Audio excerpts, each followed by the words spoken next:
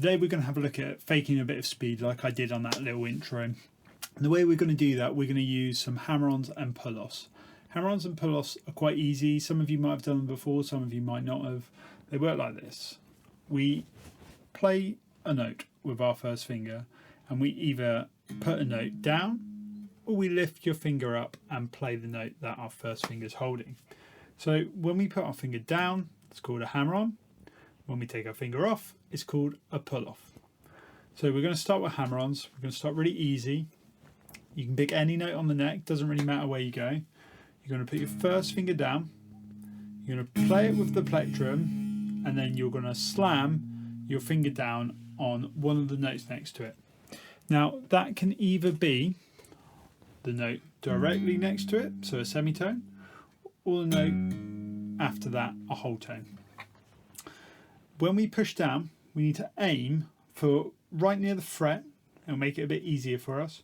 We need to make sure our finger comes down solidly, so you're going to have to put a bit of pressure on there to make it land on top with the flat of your finger, so that you get full force into pushing it down, so you get a really solid note. For the first few times you probably won't get that. Don't worry too much.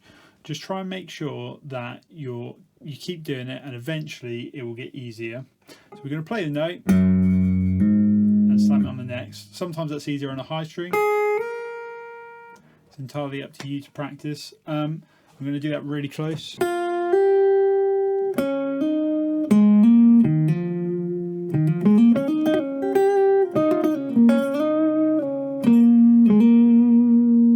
Give that a go, see how you get along with it. Once you've kind of got that premise of being able to hammer on with one of your other fingers, what we're going to do is we're now going to have a look at pull-offs. Pull-offs are very similar to our hammer-ons, but until you're really confident with those hammer-ons, I wouldn't move on to the pull-offs. So get your hammer-ons really good, then we'll move on to doing pull-offs. So maybe take a couple days, have a look at that, and then come back to this point. So for pull-offs, we're going to do a very similar premise to our hammer-ons, apart from instead of playing a note and then slamming your finger down, we're going to play a note and pull our finger off. So that means we have to kind of start with two fingers pushed down on two frets. So we've got our starting finger and the finger we're going to land on.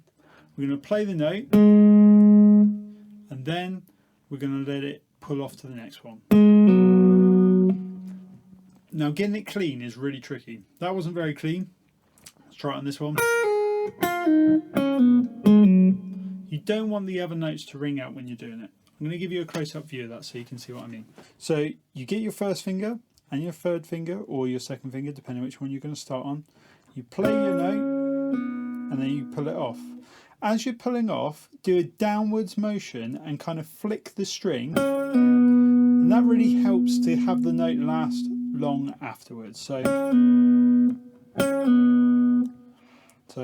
play the note, flick off. Once you've done that, you can try the same patterns that you've been doing with the hammer-ons in reverse with the pull-offs. So for this sake, I'm going to use that one where we were doing two notes over two frets on each dot.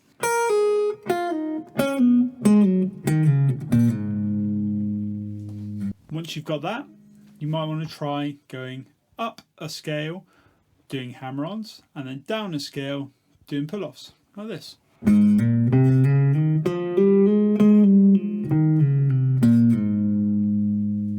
So once you've got that pattern that uses both pull-offs and hammer-ons, we're then going to come up with our own pattern. That's just what I did at the beginning.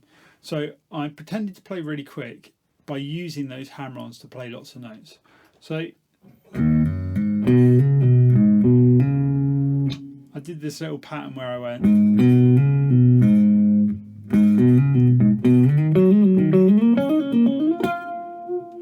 So all that is I'm just playing a note, playing my next note, doing a hammer on, a pull off, and then playing the next note in the pattern.